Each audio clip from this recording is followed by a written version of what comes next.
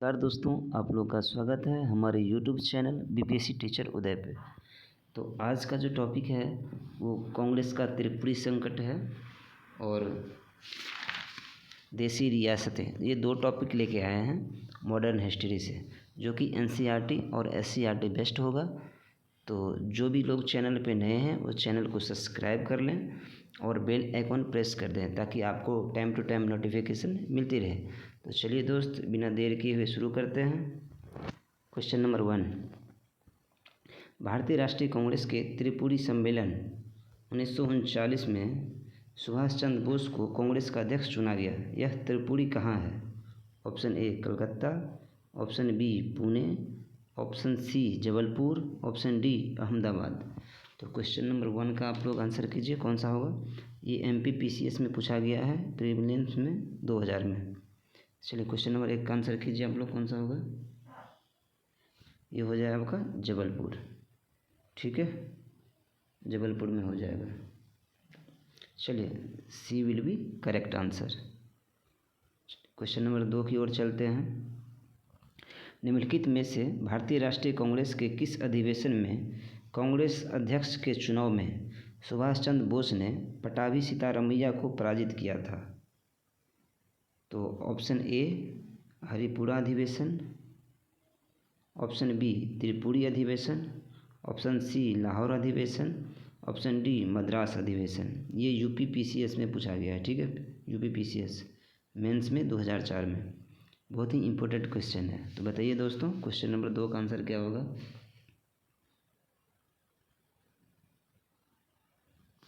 ये हो जाएगा त्रिपुरी अधिवेशन। ठीक है, इसी में पटाभी सीतारामैया को पराजित किए थे।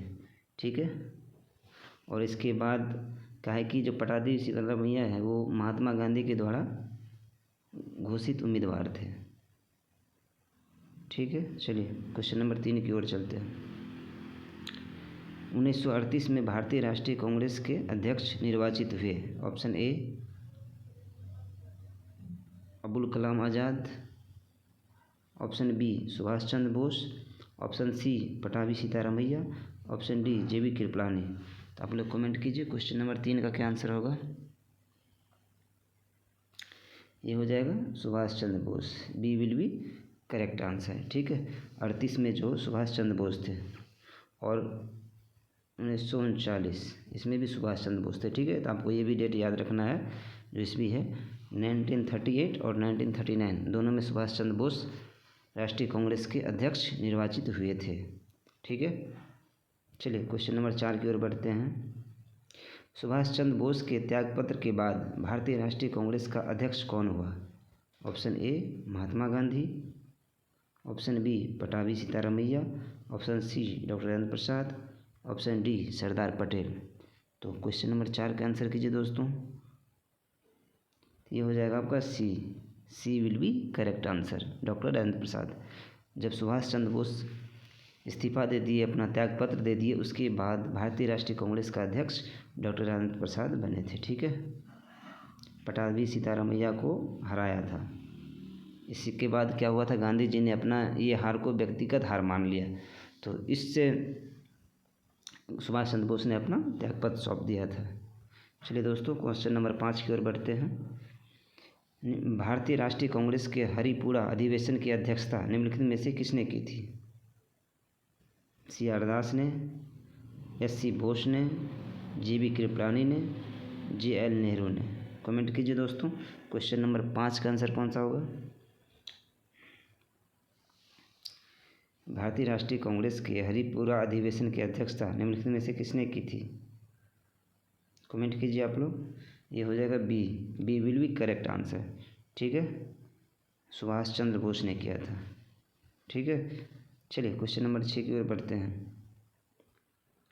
भारतीय राष्ट्रीय कांग्रेस के किस अधिवेशन में सुभाष चंद्र बोस दूसरी बार अध्यक्ष चुने गए थे? Option A Haripura, option B Madras, option C Tripuri अधिवेशन, ऑप्शन डी कलकत्ता अधिवेशन। यूपीपीएससी में पूछा गया। ठीक है, मेंस में 2011 में। कमेंट कीजिए आप लोग, क्वेश्चन नंबर 6 का आंसर कौन सा होगा? ये हो जाएगा आपका क्वेश्चन नंबर 6 का आंसर कीजिए आप लोग, कौन सा होगा?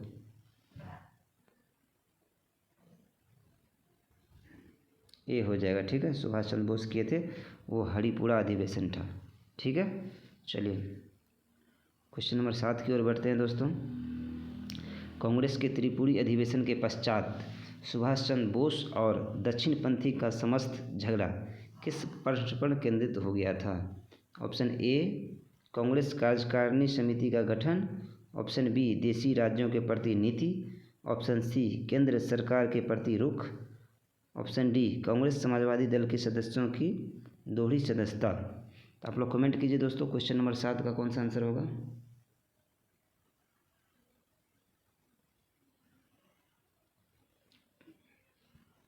ये हो जाएगा दोस्तों A will be correct answer. Congress कार्यकारिणी समिति का गठन जो था उसके लेके विवाद बढ़ा था।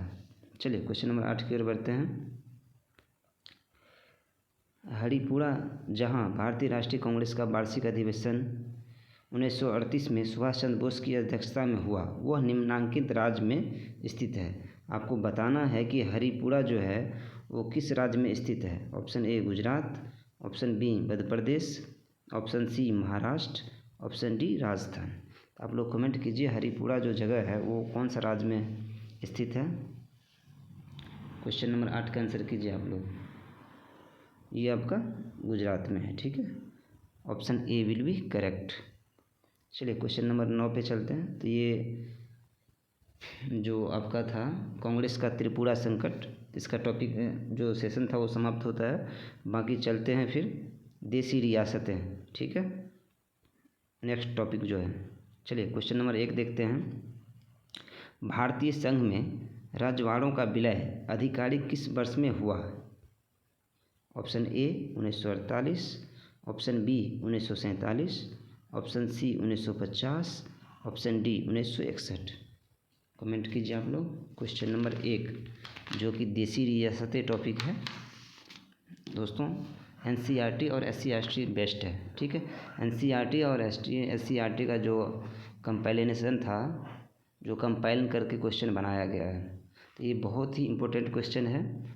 तो जो भी टीआरई 4.0 का तैयारी कर रहे हैं उनके लिए इम्पोर्टेंट है, खास करके प्राइमरी के लिए। तो आप लोग से रिक्वेस्ट है कि ज़्यादा से ज़्यादा इस सेशन को शेयर कीजिए ताकि टीआरई 4.0 से जो भी जुड़े स्टूडेंट हैं उनको बेनिफिट्स मिले इस सेशन का। चलिए दोस्तों कमेंट कीजिए आप लोग, क्वेश्चन नंबर 1 का कौन सा होगा? भारतीय संघ में रजवाड़ों का विलय आधिकारिक किस वर्ष में हुआ?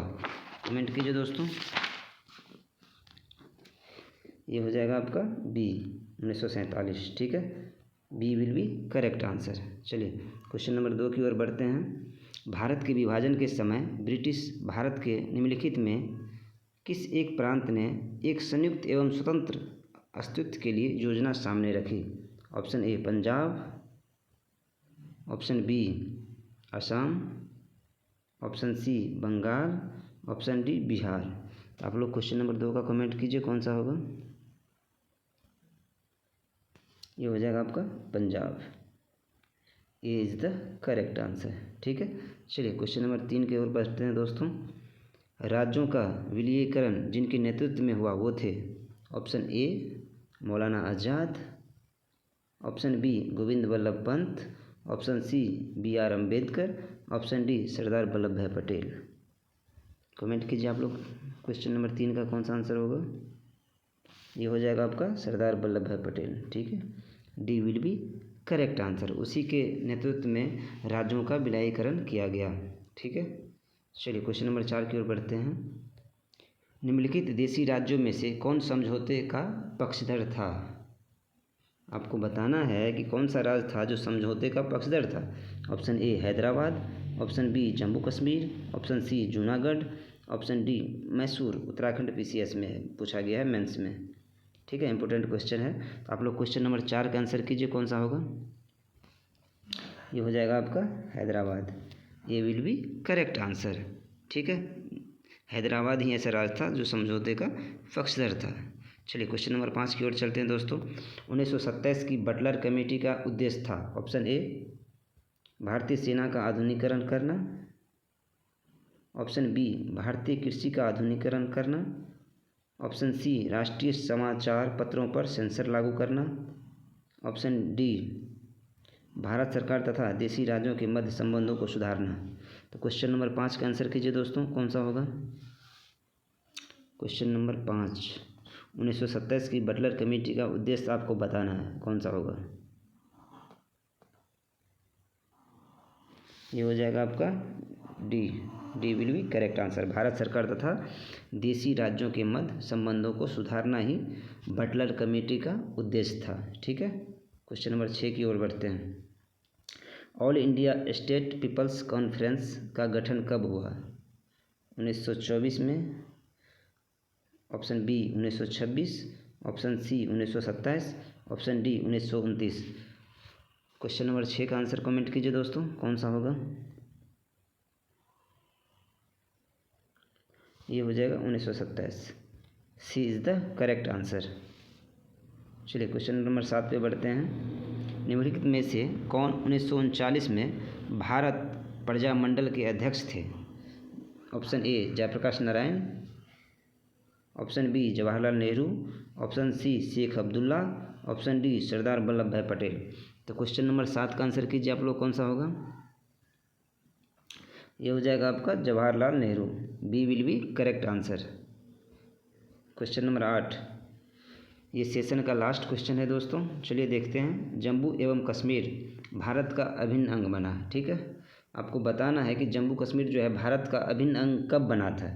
ऑप्शन ए 26 अक्टूबर 1948, ऑप्शन बी 26 नवंबर 1948, ऑप्शन सी 26 अक्टूबर 1947, ऑप्शन डी इनमें से कोई नहीं। MPPS में पूछा गया है। ठीक है, आप लोग कमेंट कीजिए कौन सा होगा। ये टाइपिंग मिस्टेक है, MPPCS होगा, सॉरी। चलिए कमेंट कीजिए आप लोग, क्वेश्चन नंबर 8 का आंसर कौन सा होगा? ये हो जाएगा 26 अक्टूबर 1947। सी विल बी करेक्ट आंसर। तो ये आज का सेशन दोस्तों समाप्त होता है। तो वीडियो कैसी लगी आप लोग बताइएगा। वीडियो अगर अच्छी लगी तो लाइक कमेंट और शेयर कीजिएगा। दोस्तों आप लोग से रिक्वेस्ट है कि वीडियो को ज़्यादा से ज़्यादा शेयर कीजिए ताकि TRE 4.0 से जो रिलेटेड स्टूडेंट है उसको इस सेशन का बेनिफिट्स मिले। और मैं इस PDF को टेलीग्राम पे भेज दूंगा, तो जो लोग टेलीग्राम चैनल को ज्वाइन नहीं किए हैं वो ज्वाइन कर लें। और ऐसे ही अपडेट्स के लिए बने रहिए दोस्तों। फिर मिलते हैं नेक्स्ट वीडियो में। जय हिंद, जय भारत। Thanks for watching.